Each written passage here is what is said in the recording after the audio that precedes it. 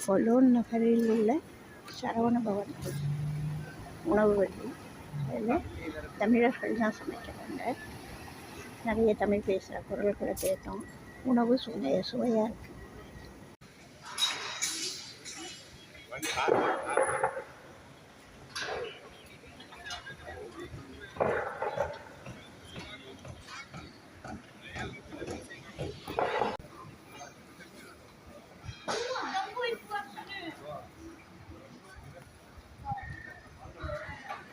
இந்த கல் அகழ்வாய்வா? இந்த கல் அந்த கல் இல்ல சும்மா இந்த கல் ஒன்று நிற்குது. அது சும்மா முடிக்கிறதுக்கு 13ஆம் நூற்றாண்டில் ஆரம்பித்து 18ஆம் நூற்றாண்டில் முடிக்கும். இன்னொன்று ஒரு இன்ட்ரெஸ்டிங்கான தகவல் தெரியுமா? ஜெர்மனிலேயே மிகவும் அதிகமாக விசிட் பண்ணப்படுற லேண்ட்மார்க் இந்த சர்ச்சு தான். ஓ,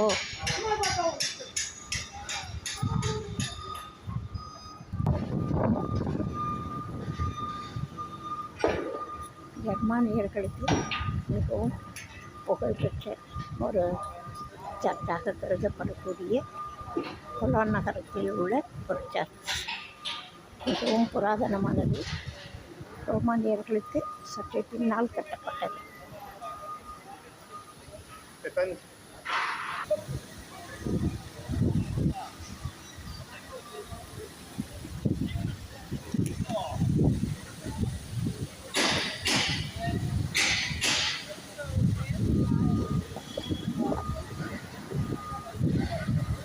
இன்னமும் கட்டிட வேலைகள் நடந்துகிட்டு ஜெர்மானியர்கள் சொல்கிறாங்க, இந்த சர்ச்சில் எப்போதும் ஏதாவது வேலை நடந்துகிட்டே இருக்கும். அப்படி வேலை நடக்கிறது நின்று போனால் உலகமே அழிஞ்சிடும்னு ஒரு எண்ணம் பரவலாக இருக்குது. அதனால் எப்போதும் வேலை நடக்கும். 100 பேருக்கு மேலே வேலை செஞ்சுக்கிட்டே இருப்பாங்க, ஏதான ஒரு வேலை அப்படின்னு சொல்கிறாங்க. இருந்தாலே அந்த சாலை ரோமுக்கு போகுன்றது தான் கணக்கு ஐரோப்பாவில். அதாவது ஐரோப்பான்னு அது பேர் வைக்கிறது மாதிரியே அவன் போட்ட கோட்டில் தான் நம்ம ரோடு போட்டுருந்தோம். அவன் போட்ட ரோட்டில் தான் எவ்வளோ பெரிய கற்களை எடுத்து அடுக்கி சுவராக்கி கட்டியிருக்காங்க. அந்த காலத்திலேயே ரோமானியர்கள் காலத்தில் கட்டிய கட்டிடத்தினுடைய சுவர் அது அகழ்வாய்வில் கிடைச்சது. இந்த பாதையும் அவர்களுடைய காலத்தில் போடப்பட்ட பாதை.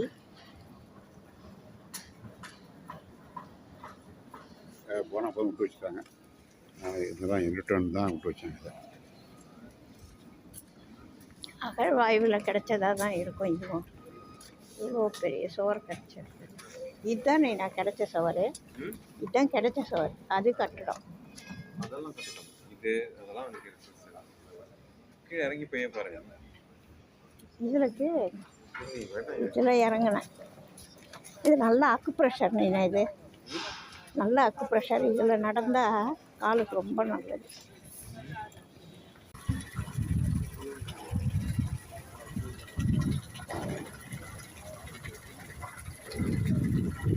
நான் சாப்பாடுனா ஸ்ட்ரைட்டாக சாப்பிட்லாம்.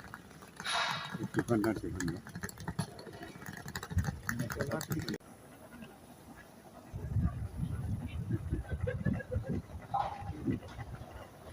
கொலோன் நகரம். இங்கேயும் ஒரு சரவண பவன் இருக்குது. தமிழர்கள் வசிக்கிட்டு இருக்காங்க. இதர நாட்டுக்காரர்களும் இருக்காங்க, தமிழர்களும் நிறைய இருக்காங்க. Continue for 1 kilometer.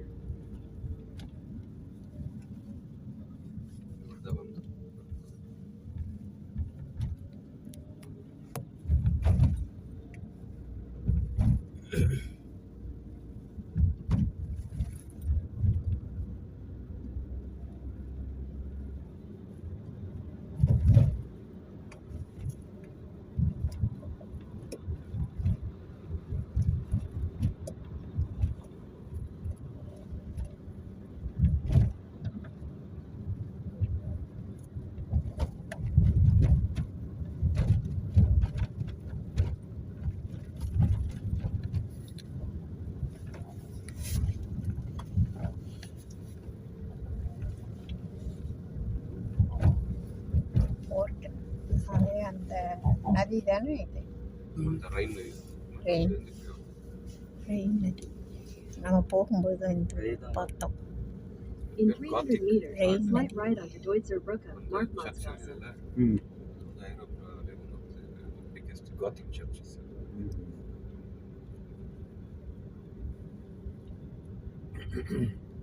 Rain Rhine நதி.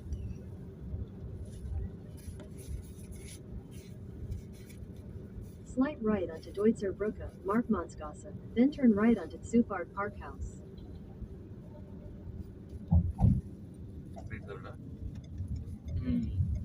Right Take the second right onto Zufahrt Parkhaus, then you will arrive at your destination. Destination. Park house.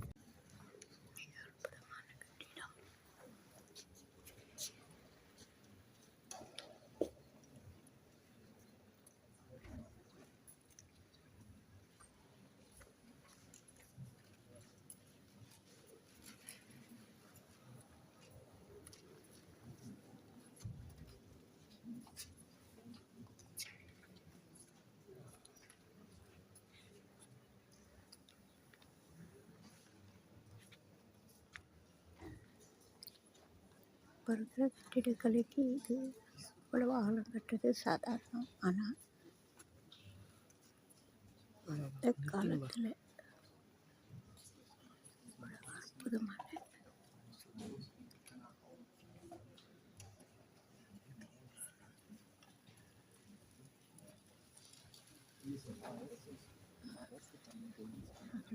கட்டிடம் கட்டப்பட்டிருக்கு.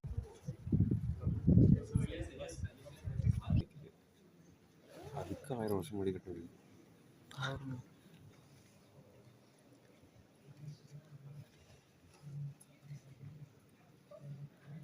1600 வருஷங்களுக்கு முன்னாடி கட்டப்பட்ட கட்டிடம். நடுவில் எந்த தூணும் இல்லாமல்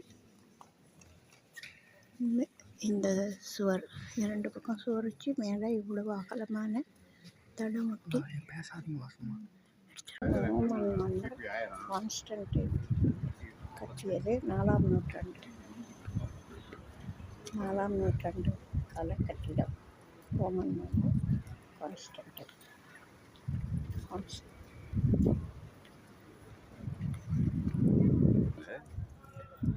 இல்லை அதான் பண்ணிக்கிறாங்க 1700 தான் பாரு. இல்லை இவங்க உருவாக்குனது, இதை கண்டுபிடிச்சது.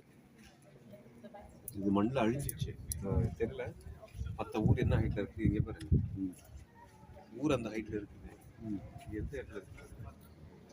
இது வந்து ஒரு 10-15 அடி கீழே இருந்திருக்கு.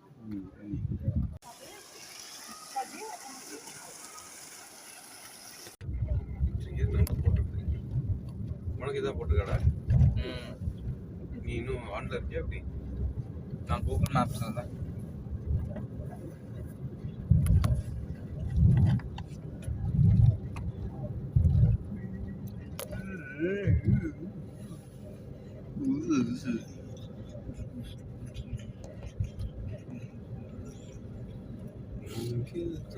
அதே தான் காட்டுது எனக்கு. இதே தானே எல்லாம் ஃபுல்லாக இங்கே திருப்பி வாங்கி தோட்டம் வந்துச்சு மேலே. சரி மறைச்சிச்சு ஃபுல்லாக வாங்கி தோட்டம்.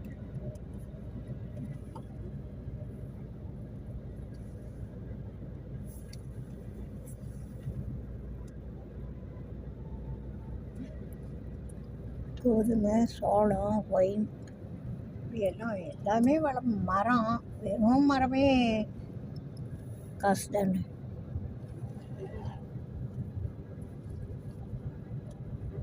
எல்லாமே காசு தான்.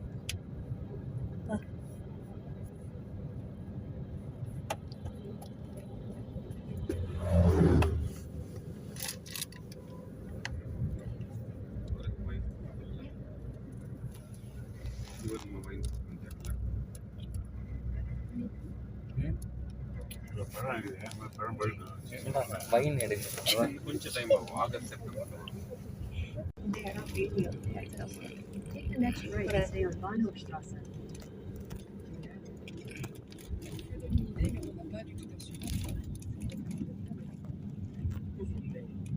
Continue for 1 kilometer. தயாரிப்பதற்கான இந்த ஒயின் யார்ட் என்ற வகையில் ஒரு திராட்சை செடிகள். சரி, அது பொடி. நம்ம ஜெர்மனிலேருந்து திருப்பி லக்சம்பர்க்குள்ள வந்துட்டு நான் மீண்டும் ஜெர்மனியில் ஆண்பழி அப்படியே ஒயின் யார்ட்ஸ் வருது. கொஞ்சம் நேரம் நிறுத்தி வைக்க கேமரா. குடிக்க மாட்டாங்க. Turn right onto வைன் அந்த K110. கிளாஸ்க்குள்ள ஊற்றி இப்படி ஆற்றுவாங்க. ஆற்றி அதை வந்து கொஞ்சம் ஆவி பிடிக்கணும். இந்த வைன் கொஞ்சம் கொஞ்சம் கொஞ்சம் கொஞ்சமாக தான் குடிப்பாங்க. விட்டுட்டீங்களா? அண்ட் வைன் குடிக்கிறது வந்து எல்லாம்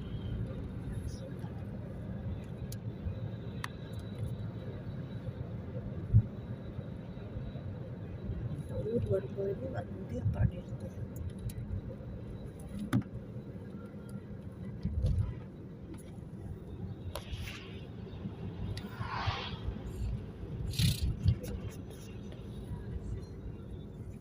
ஃபுல்லாக வைன் யார்ட்ஸ் இது வளர்க்குறீங்க. கிரேப்ஸு ஒயின் திராட்சை திராட்சைக்கு வெயில் காலம் திராட்சை மேட்லினா இருக்கிறாள். அவங்க அப்பா வந்து அவங்க தோட்டத்திலே 1110 என்பதெல்லாம் கேள்விகள் கேட்டதனாலே. இப்போ அந்த உன் லெஃப்ட்ல தெரியறது இந்த மலைக்கு அந்த பக்கம் லக்ஸ் போகுதா? நடுவில் ஒரு நதி இருக்குது. நதி தான். இந்த நடுவில் நதி இல்லை. அந்த மலைக்கு அந்த பக்கம் நதி நம்ம ஒரு பார்த்தாலும் ஒரு நதி. ஆமா. அது நதி தான் பார்டர். ஓ, இவங்களுக்கும் அவங்களுக்கும். கடமைகளை செய்வதெல்லாம் உரிமைகளை கேட்பது. ரெண்டும் ஒன்று தான். Roundabout. Take the second exit. ரெண்டும் ஒன்று தான் காட்டு. இது என்ன வருது? K419.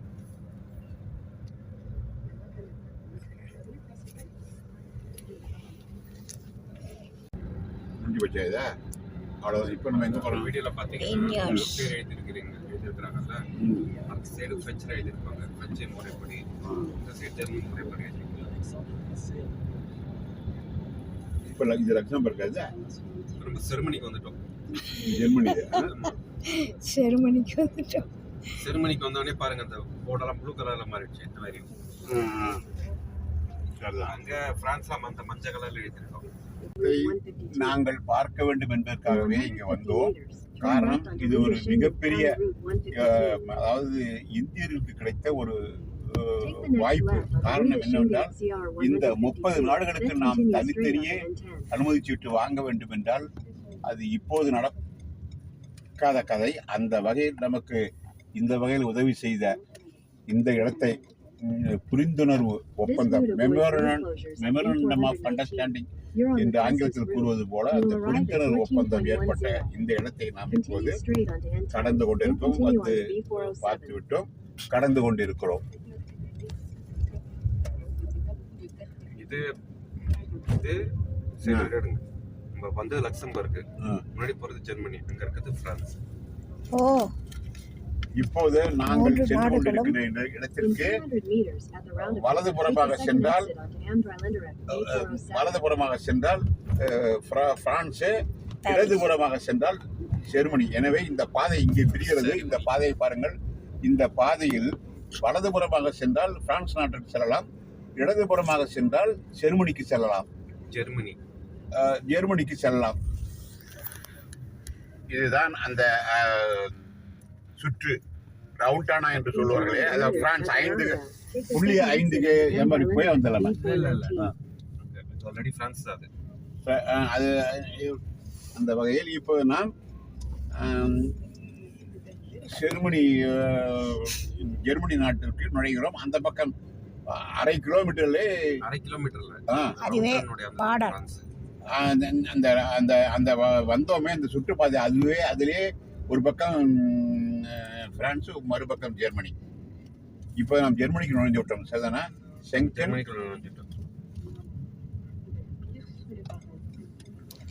ஜெர்மன் பிரான்ஸ் தானே சொல்லுங்க. இன்னொரு நாடு நுழைந்து விட்டோம். சரிதானா? இன்னொரு நாடு சொல்லல. ரவுண்டனை எடுக்கும்போது இந்த சுரங்க பாதை ஏறக்குறைய 1 கிலோமீட்டர் அளவுக்கு இருக்கும். இது சுரங்கப்பாதை முடிந்தவுடன் அடுத்து நமக்கு உடனே செங்கன் அந்த பகுதி வந்துவிடும்.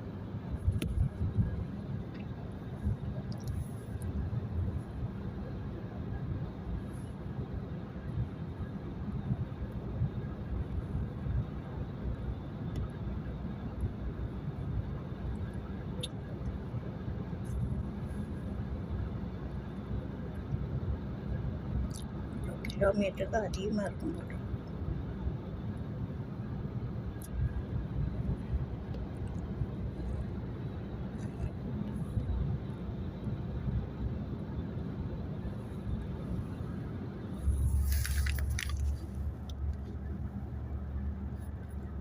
In 600 meters, take exit 13 Schengen for N10 toward Schengen, Ramesh.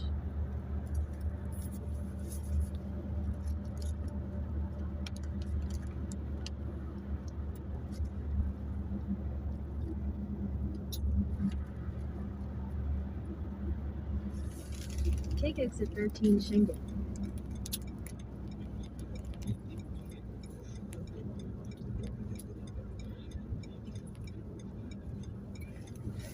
In 600 meters, turn right onto N10.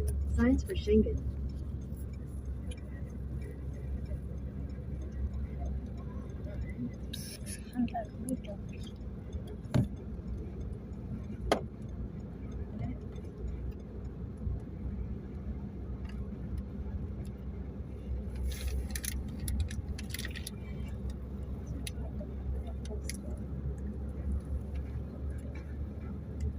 Turn right onto N10. Signs for Schengen. சரி, எப்போ ரெடியாக இருங்க.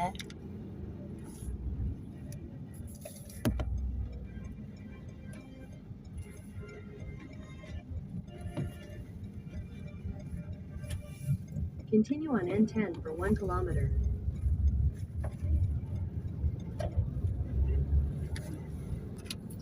Rio du French இது.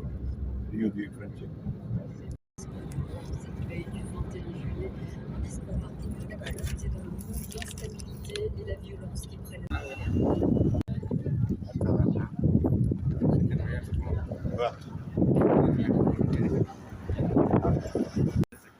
அது வாயில் இங்கே உடஞ்சிடுச்சு, மீதி இங்கே கொஞ்சம் இருக்குது, மீதி இந்த கோட்டைங்க தாத்தரன் போயிருக்கு, ஈஸியாக இருக்குது.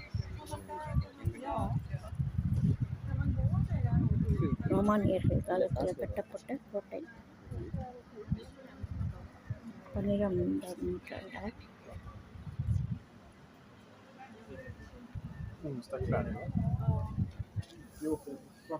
போட்டு ஒரு ஃபோட்டோ எடுத்து திரும்ப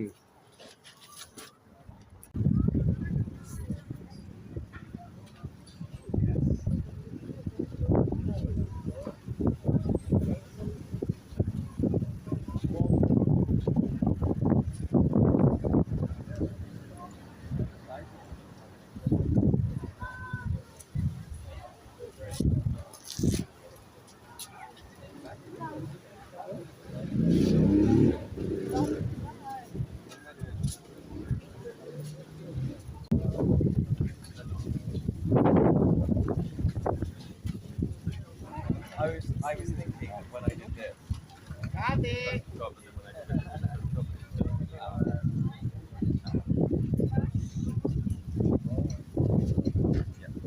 It's a good effort. I like it.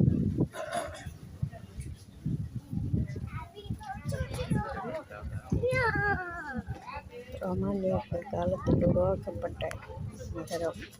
பழைய கட்டிடங்கள் சீக்கிரமடைந்து புதிய கட்டிடங்கள் உருவாகி நகரம் வெகு உலகின் நம்பர் 1 பணக்கார நாடாக வளர்ந்து சிறப்பாக இருக்கிறது.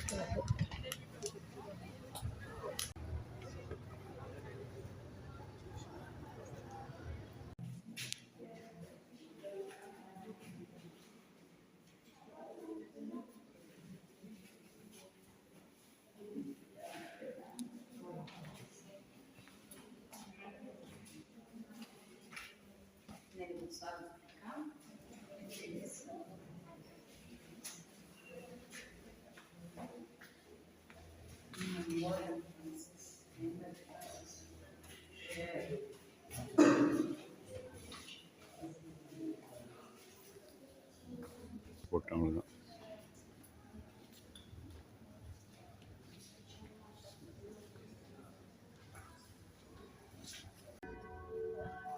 அதுதான் எடுக்கணும்.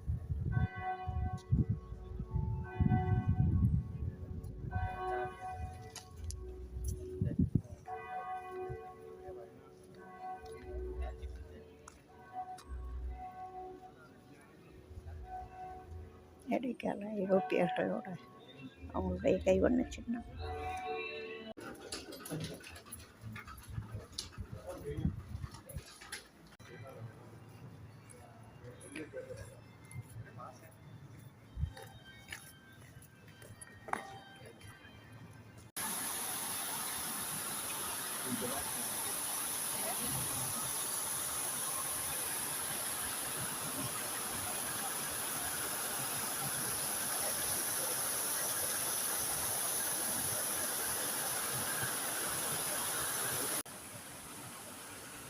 வந்து ഞാൻ சொல்லிட்டு எடுக்கும் ம்.